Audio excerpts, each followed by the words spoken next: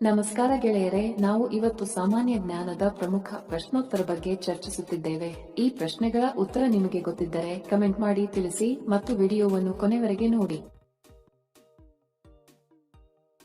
ಪ್ರಶ್ನೆ: ನೇತಾಜಿ ಎಂದು ಯಾರನ್ನು ಕರೆಯುತ್ತಾರೆ? Option A Nehru, B Subhash Chandra Bose, C Bhagat Singh, D Gandhiji.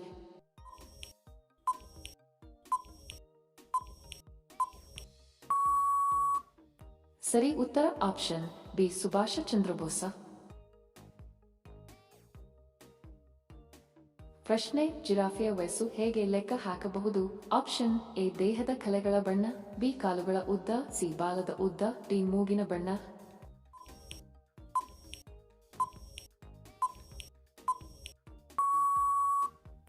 ಸರಿ ಉತ್ತರ ಆಪ್ಷನ್ ಎ ದೇಹದ ಕಲೆಗಳ ಬಣ್ಣ.